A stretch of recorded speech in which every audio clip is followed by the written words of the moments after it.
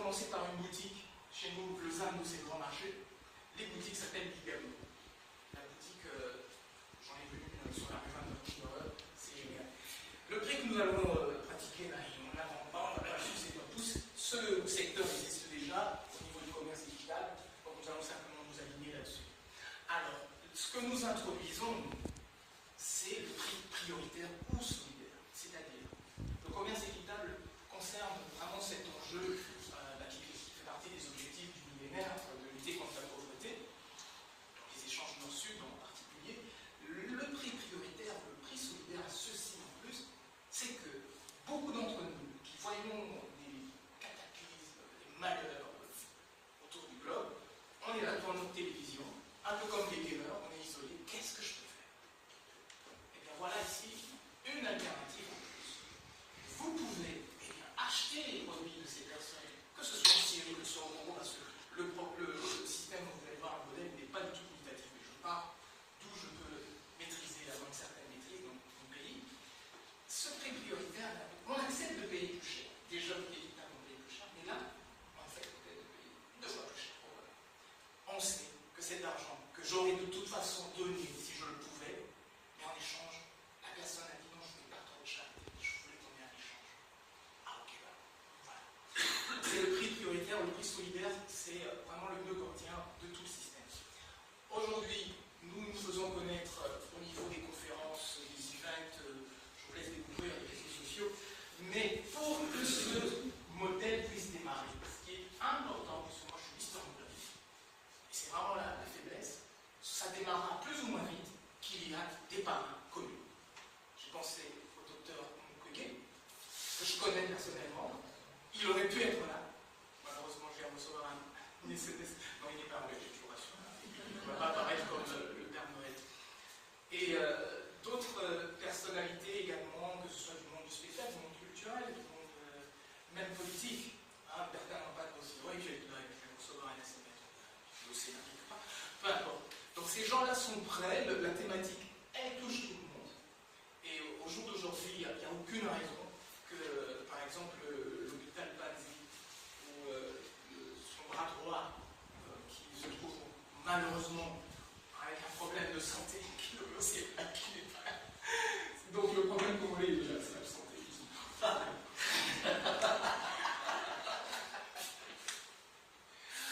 Alors, mais ce qui est génial, c'est qu'on peut enfin exprimer notre solidarité. On peut joindre l'utile à l'agréable et on participe à une cause humanitaire et je vous demanderai aussi de retenir beaucoup d'efforts dans le monde. Sa petite part, on peut faire sa petite part et ça c'est génial. On peut également faire du volontariat, du bénévolat parce que la structure elle est large, elle n'est pas limitée. Les frais que nous aurons, je vous les laisse découvrir, c'est vraiment symptomatique. Moi je parle d'abord au niveau de la petite boutique. Je ne veux pas parler des. Donc ces frais-là, je ne n'intègre pas particulièrement le fonctionnement du site internet qui peut aller avoir des extensions assez énormes, mais c'est prévu. La réflexion du site au niveau de la partie vente, c'est prévu. Alors, le client moyen, ou le client panier, comme ça c'est bien pris de dire, c'est 52 € si beaucoup, effectivement, mais dans cette boutique, vous trouvez un bracelet à 2 € ou 5 €, mais vous trouvez également, on peut même arriver à avoir des œuvres d'art qui peuvent valoir 1000 €. Les vêtements des dames, ça peut varier entre cinquantaine et 250 ou 500 €. Donc c'est un peu, il suffit qu'il y en ait un ou deux par semaine au milieu de toutes les personnes qui achètent les breloques, les perles, qui prennent sa tisane. Grosso modo, on arrive à 52 €. On n'est pas au démarrage. Au démarrage, je crois que j'aurais pu présenter le même tableau qu'Arnabelle. Ça sera forcément une perte, à moins que le parrainage ait été efficace. Et comme ça, il faut se bouger. J'ai besoin de 75 000 €. J'apporterai personnellement 20 000 € que je n'ai pas en ce moment. Je me rabattrai également sur le crowdfunding. Alors, nous arrivons enfin à ce nouveau modèle économique. C'est un tout nouveau modèle, simple comme bonjour, mais qui répond quelque part à une identité culturelle.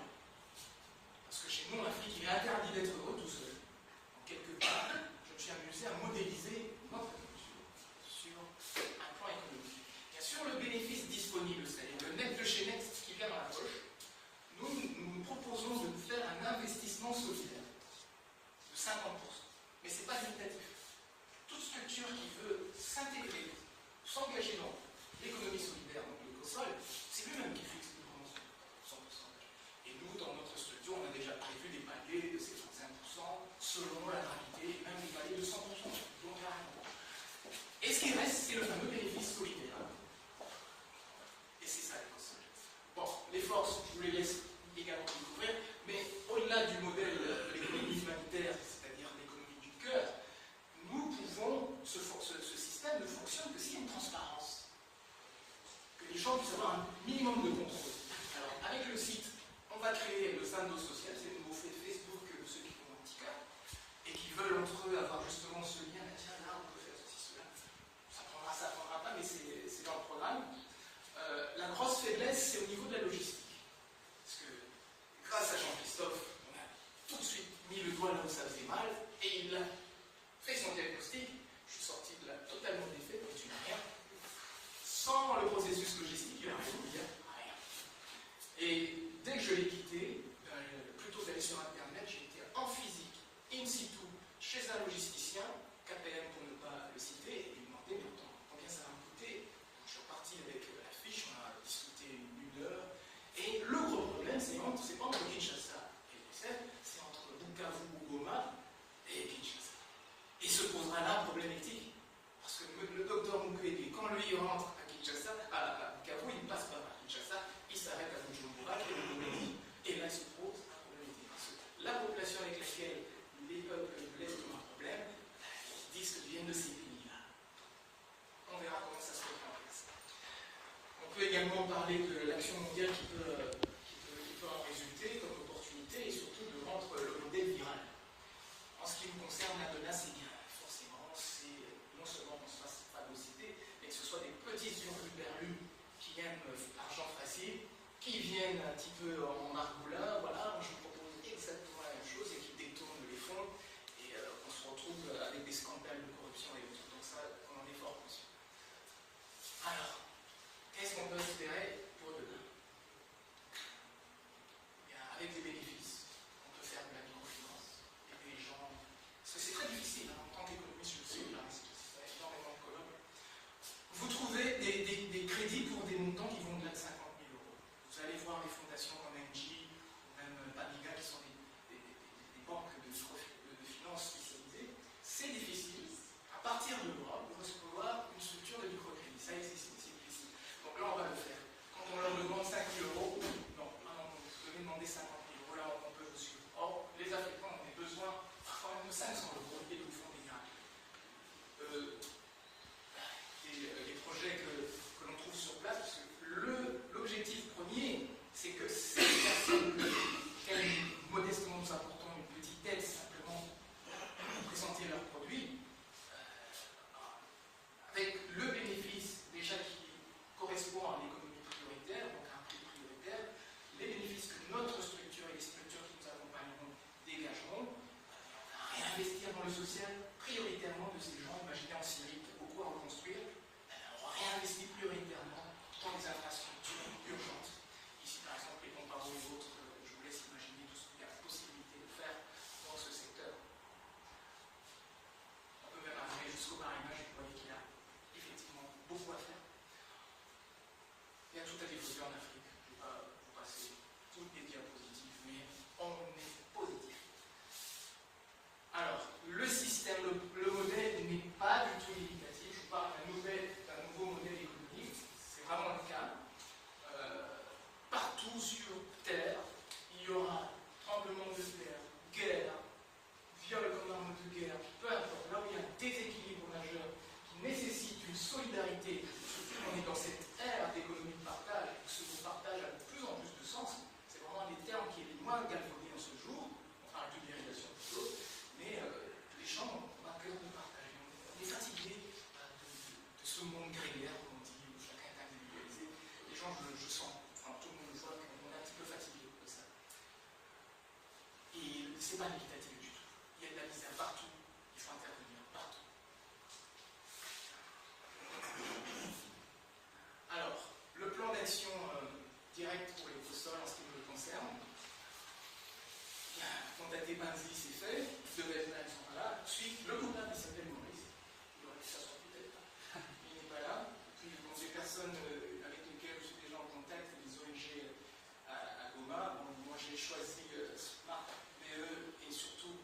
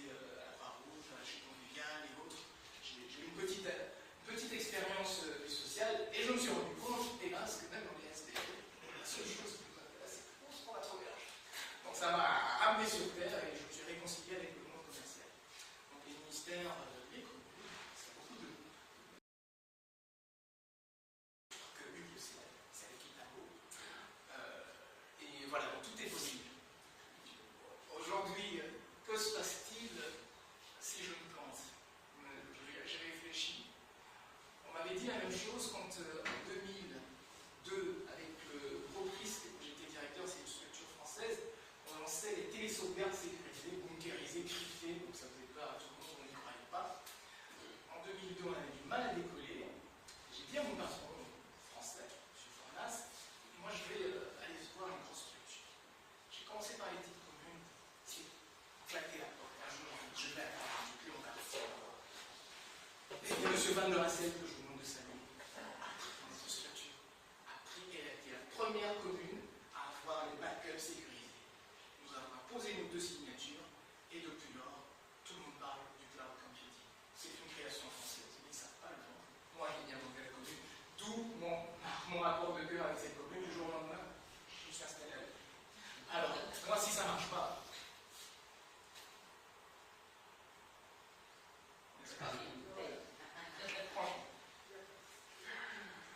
ben je le fais moi. Et je vous invite à l'exercer.